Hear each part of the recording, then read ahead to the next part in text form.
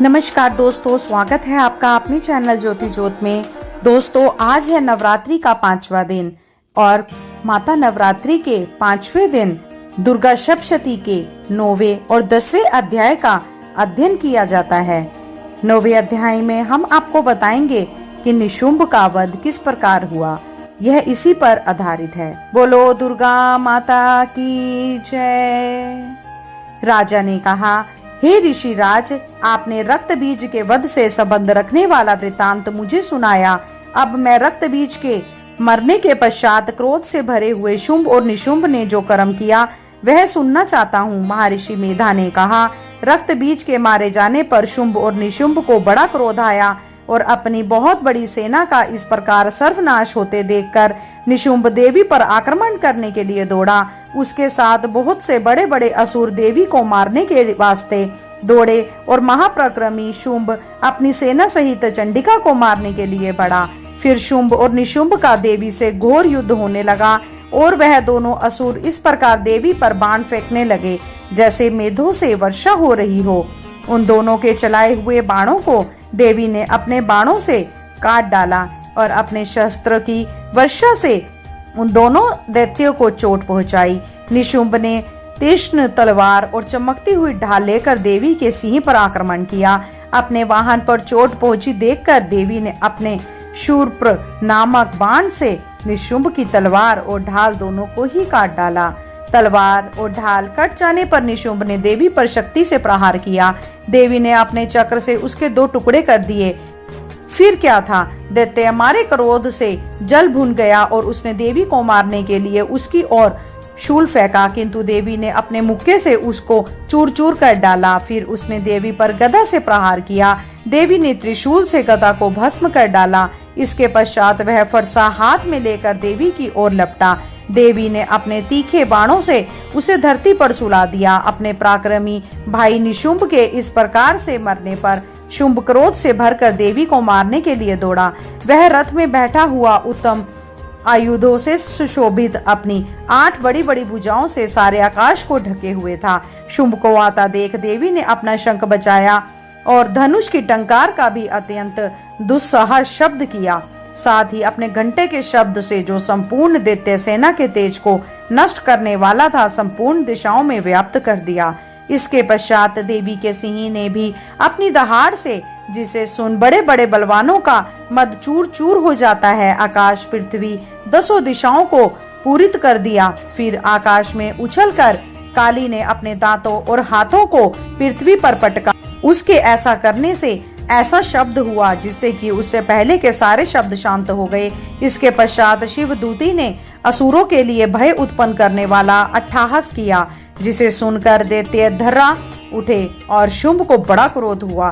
फिर अंबिका ने उसे, अरे दुष्ट, खड़ा रह कहा तो आकाश से सभी देवता जय हो बोल उठे। शुंभ ने वहां आकर ज्वालाओं से युक्त एक अत्यंत भयंकर शक्ति छोड़ी, जिसे आते देखकर देवी ने अपनी मोहोल्का नामक शक्ति से काट डाला। हे राजन, फिर शुंभ ने सिंहनाद से तीनों लोक व्याप्त हो गए और उसकी प्रतिध्वनि में से ऐसा घोर शब्द हुआ जिसने इससे पहले के सभी शब्दों को जीत लिया। शुंभ के छोड़े बाणों को देवी ने और देवी के छोड़े बाणों को शुंभ ने अपने बाणों से काट सैकड़ों और 1000 टुकड़ों में परिवर्तित कर दिया। इसके पश्चात जब चंडिका ने क्रोध में भर शुंभ को त्रिशूल से मारा तो वह मूर्छित होकर पृथ्वी पर गिर पड़ा। जब उसकी मूर्छा दूर हुई तो वह धनुष लेकर आया और अपने बाणों से उसने देवी, काली और सिंह को घायल कर दिया। फिर उस राक्षस ने 10,000 भुजाएं धारण कर चक्रादि आयुधों से देवी को आच्छादित कर दिया।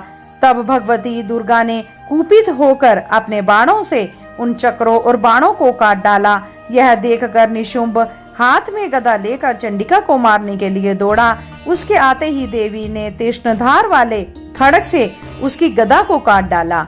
उसके पश्चात त्रिशूल हाथ में ले लिया। देवताओं को दुखी करने वाले निशुंभ त्रिशूल हाथ में लिए हुए आता देखकर चंडिका ने अपने शूल से उसकी छाती पर प्रहार किया और उसकी छाती को चीर डाला।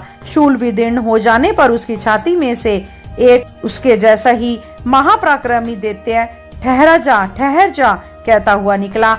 उसको देखकर देवी ने बड़े जोर से ठाका लगाया। अभी वह निकलने भी नहीं पाया था कि उसका सिर अपनी तलवार से काट डाला। सिर के कटने के साथ ही वह पृथ्वी पर गिर पड़ा। तदंतर सिंह दहाड़ दहाड़ कर असुरों का भक्षण करने लगा और काली शिवदूती भी राक्षसों का रक्त पीने लगी। कौमारी की शक्ति से कितने ही महादैत्य नष्ट हो गए।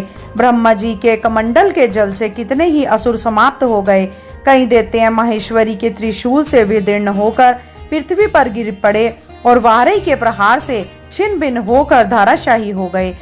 वैष्णवी ने भी अपने चक्र से बड़े बड़े महापराक्रमियों का कचुम्बर निकालकर उन्हें यमलोक भेज दिया और इंद्री से कितने ही महाबली राक्षस टुकड़े टुकड़े हो गए। कई दैत्य मारे गए, कई भाग गए। कितने ही काली शिवदूती और सिंह ने भक्षण कर दिए। बोलो दुर्गा माता की जय। दोस्तों, आरंभ करते हैं दुर्गा सप्तशती के पाठ का 10वां अध्याय। 10वें अध्याय में हम जानेंगे कि शुंभ का वध माँ भगवती ने किस तरह से किया। यह अध्याय इसी पर आधारित है। महर्षि वेदा ने कहा, हे राजन, आपके प्यारे भाई को मरा हुआ देख तथा सेना को नष्ट हुई देखकर क्रोध से भरकर दैत्यराज शुंभ कहने लगा, दुष्ट दुर्गे, तू अहंकार से गर्व मत कर, क्योंकि तू दूसरों के बल पर लड़ी जा रही है। देवी ने कहा, हे दुष्ट, देख मैं तो अकेली ही हूँ। इस संसार में मेरे सिवा दूसरा कौन है? यह सब मेरी शक्तियाँ हैं। देख, यह सब की सब मुझ में प्रविष्ट हो रही हैं। इसके पश्चात ब्रह्माणी आदि सब देवियां उस देवी के शरीर में लीन हो गई और देवी अकेली रह गई। तब देवी ने कहा, मैं अपनी ऐश्वर्य शक्ति के अनेक रूपों से यहाँ उपस्थित हुई हूँ। उन सब रूपों को मैंने समेट लिया है। अब अकेली ही यहाँ खड़ी हूँ, तुम भी यहीं ठहरो। महर्षि मेधा ने कहा। तब देवताओं और राक्षसों के देखते ही देखते देवी तथा शुंभ के भयंकर युद्ध होने लगा। अंबिका देवी ने सैकड़ों अस्त्र शस्त्र छोड़े। उधर दैत्यराज ने भी भयंकर अस्त्रों का प्रहार आरंभ कर दिया। देवी के छोड़े हुए सैकड़ों अस्त्रों को दैत्य ने अपनी अस्त्रों द्वारा काट डाला। इस प्रकार शुंभ ने जो अस्त्र छोड़े उनको देवी ने अपनी भयंकर हुंकार के द्वारा ही काट डाला। दैत्य ने जब सैकड़ों बाण छोड़कर देवी को ढक दिया तो क्रोध से भरी हुई देवी ने अपने बाणों से उसका धनुष नष्ट कर डाला। धनुष कट जाने पर दैत्येंद्र ने शक्ति चलाई, लेकिन देवी ने उसे भी काट कर फेंक दिया। फिर दैत्येंद्र चमकती हुई ढाल लेकर देवी की ओर दौड़ा, किंतु जब वह देवी के समीप पहुंचा तो देवी ने अपनी शीर्ण बाणों से उसकी चमकने वाली ढाल को भी काट दिया। फिर दैत्येंद्र का घोड़ा मर गया, रथ टूट गया, सारथी मारा गया। तब वह भयंकर मुद्दर लेकर देवी पर आक्रमण करने के लिए चला, किंतु देवी ने अपने क्षीण बाणों से उसके मुंदर को भी काट दिया। इस पर दैत्य ने क्रोध में भयंकर देवी की छाती से बड़े जोर से मुक्का मारा। दैत्य ने जब देवी को मुक्का मारा तो देवी ने भी उसकी छाती पर जोर से एक थप्पड़ मारा। थप्पड़ खाकर पहले तो दैत्य पृथ्वी पर गिर पड़ा, किंतु तुरंत ही वह खड़ा हुआ। फिर वह देवी को पकड़कर आकाश की ओर उछला और वहां जाकर दोनों में युद्ध होने लगा। वह युद्ध ऋषियों और देवताओं को आश्चर्य में डालने वाला था। देवी आकाश में दैत्य के साथ बहुत देर तक युद्ध करती रही। फिर देवी ने उसे आकाश में घुमाकर पृथ्वी पर गिरा दिया। दुष्ट आत्मा दैत्य पुनः उठकर देवी को मारने के लिए दौड़ा।